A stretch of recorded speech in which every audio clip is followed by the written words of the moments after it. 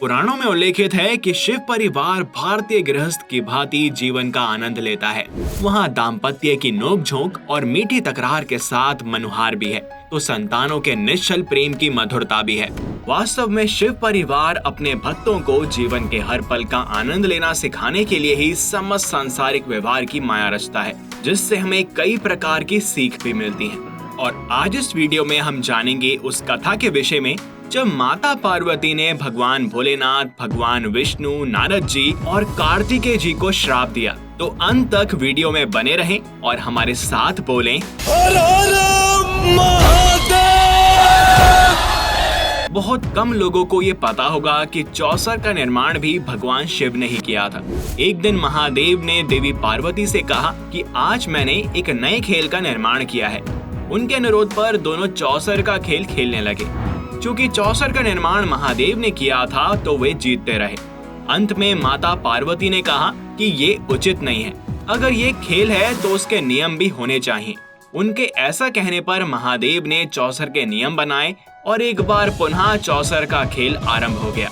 इस बार माता पार्वती बार बार विजयी होने लगी और थोड़े ही समय में भगवान शिव अपना सब कुछ हार गए। अंत में भगवान शिव ने लीला करते हुए कैलाश को भी दांव पर लगाया और हार गए। इसके बाद प्रभु अपनी लीला रचाने के लिए हारने के बाद पत्तों के वस्त्र पहनकर देवी पार्वती से रूठने का नाटक करते हुए गंगा नदी के तट पर चले गए। थोड़ी देर बाद जब कार्तिकेय जी कैलाश पर लौटे तो उन्होंने भगवान शिव की माता पार्वती से चौसर के खेल में हारने की बात सुनी। वे अपने पिता को अपनी माता से अधिक प्रेम करते थे। इसी कारण अपने पिता को वापस लाने के लिए उन्होंने माता पार्वती को चौसर में हराकर भगवान शिव की सारी वस्तुएं प्राप्त कर ली और अपने पिता को लेने के लिए गंगा के तट पर चल दिए। इधर माता पार्वती परेशान हो गई कि पुत्र कार्तिकेय जीतकर महादेव का सारा सामान भी ले गया और उनके स्वामी भी उनसे दूर चले गए। यह बात उन्होंने अपने पुत्र गणेश को बतलाई। गणेश जी अपनी माता को अपने पिता से अधिक प्रेम करते थे, इसी कारण उनका दुख सहन ना कर सके और माता की इस समस्या का निवारण करने के लिए वे भगवान शिव को ढूंढने निकल पड़े। गंगा के तट पर जब उनकी भेंट भगवान शिव से हुई तो उन्होंने उनके साथ चौसर का खेल खेला तथा उन्हीं की माया से उन्हें हराकर उनकी सभी वस्तुएं पुनः प्राप्त कर ली। भगवान शिव के सभी वस्तुएं लेकर गणेश जी माता पार्वती के पास जा पहुँचे तथा उन्हें अपनी विजय का समाचार सुनाया। किंतु गणेश जी को अकेले देखकर वे बोली कि तुम्हें अपने पिता को भी साथ लेकर आना चाहिए था। तब गणेश जी पुनः भगवान शिव को ढूंढने निकल पड़े। भगवान शिव गणेश जी को हरिद्वार में कार्तिकेय जी के साथ भ्रमण करते हुए मिले। तब गणेश जी ने महादेव से पुनः कैलाश पर्वत चलने की बात कही तो उन्होंने गणेश जी के बार बार निवेदन करने पर कह दिया कि यदि तुम्हारी माता मेरे साथ एक बार पुनः चौसर का खेल खेलेंगी तो मैं तुम्हारे साथ चल सकता हूँ। जिसके बाद गणेश जी ने माता पार्वती को भोलेनाथ की शर्त बताई और उन्हें लेकर पिताजी के पास पहुँच गए। वहाँ पहुँचकर माता पार्वती हंसते हुए भगवान शिव से बोली कि हे नाथ, आपके पास हारने के लिए अब बचा ही क्या है। तब नारद जी ने अपनी वीणा भगवान शिव को दांव पर लगाने के लिए दे दी। भगवान शिव की इच्छा से भगवान विष्णु पासों के रूप में भगवान शिव के पास आ गए। इस बार भगवान शिव चौसर के खेल में माता पार्वती को बार बार हराने लगे, लेकिन इस बीच गणेश जी समझ गए और उन्होंने माता को बता दिया कि भगवान विष्णु पासा बने हुए हैं। अब माता पार्वती अत्यंत क्रोधित हुई और उन्होंने सबको श्राप दे दिया। उन्होंने नारद जी को श्राप दिया कि तुम छल में साथ देने रुके थे, तो अब तुम कहीं भी एक स्थान पर ना रुक सकोगे, तुम सदैव भटकते ही रहोगे। इसके बाद से नारद जी विचरण ही कर रहे हैं। शिव जी से माता पार्वती बोली कि आपने एक स्त्री के साथ छल किया, तो अब आपको जीवन पर्यंत एक स्त्री का बोझ अपने सिर पर ढोना पड़ेगा। इस कारण ही महादेव की जटाओं में गंगा को स्थान मिला।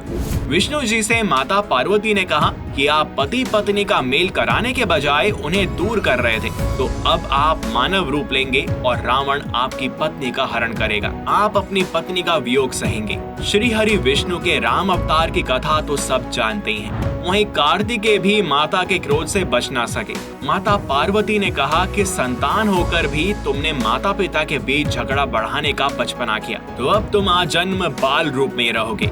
कार्तिकेय सर्वत्र आज भी बाल रूप में ही पूजे जाते हैं। बाद में माता पार्वती को अपने श्राप पर बड़ा शोम हुआ और उन्होंने भगवान शिव और नारायण से प्रार्थना की कि वे उनके श्राप को निष्फल कर दें। किंतु भगवान विष्णु ने कहा कि वे जगत माता हैं और वे उनका श्राप निष्फल कर उनका अपमान नहीं कर सकते तथा इस सब के पीछे महादेव और श्री हरि विष्णु की ही लीला थी। तो इस कारण सभी को माता पार्वती द्वारा दिया गया श्राप झेलना पड़ा। तो इस प्रकार समझा जा सकता है कि चौसर ने केवल मनुष्य का ही नहीं बल्कि स्वयं ईश्वर का भी अहित किया। तो चौसर या जुआ खेलने से बचना चाहिए। इस बात का मनुष्य सदैव स्मरण रखे। इसके लिए प्रभु और माता मध्य प्रदेश के ओमकारेश्वर मंदिर में आज भी रात में चौसर खेलते हैं। प्रति वर्ष शिवरात्रि पर यह चौसर बदली जाती है। फिर वर्ष भर गर्भगृह में हर रात शिव और पार्वती के लिए चौसर पासे की बिसात बिछाई जाती है। यह परंपरा कई हजार वर्षों से चली आ रही है। नर्मदा किनारे बसा ओमकारेश्वर मंदिर 12 ज्योतिर्लिंगों में से एक है। इसके दर्शन के बिना चारों धामों की यात्रा अधूरी मानी जाती है। पुराणों के अनुसार इस मंदिर की स्थापना राजा मंधाता ने की थी। उन्हें भगवान राम का पूर्वज माना जाता है। यह मंदिर वेदकालीन है। भगवान शिव के 16 सोमवार के व्रत कथा में भी इसका उल्लेख आता है। ओमकारेश्वर भगवान शिव का अकेला ऐसा मंदिर है जहां रोज गुप्त आरती होती है। इस दौरान पुजारियों के अतिरिक्त कोई भी गर्भगृह में नहीं जा सकता। इसकी शुरुआत रात्रि 8:30 बजे रुद्राभिषेक से होती है। अभिषेक के बाद पुजारी पट बंद करके शयन आरती करते हैं। आरती के बाद पट खोले जाते हैं और चौसर पासे सजाकर फिर से पट बंद कर दिए जाते हैं। हर साल शिवरात्रि को भगवान के लिए नए चौसर पासे लाए जाते हैं। मंदिर के पुजारी का कहना है कि यह मंदिर किंवदंती अनुसार पांडवों द्वारा निर्मित है। राजा राम से पहले राजा मंधाता हुए जिनकी तपस्या से शिवलिंग प्रकट हुए और पांडवों ने अज्ञातवास के दौरान यहाँ आकर इस मंदिर का निर्माण किया, जिसको 5000 साल बीत चुके हैं। इसके बाद पवार वंश, परमार वंश, होलकर, सिंधिया इनके जो साम्राज्य रहे उन्होंने इस मंदिर का जीर्णोद्धार किया। पुजारियों के अनुसार भोलेनाथ के साथ यहाँ माता पार्वती भी रहती हैं।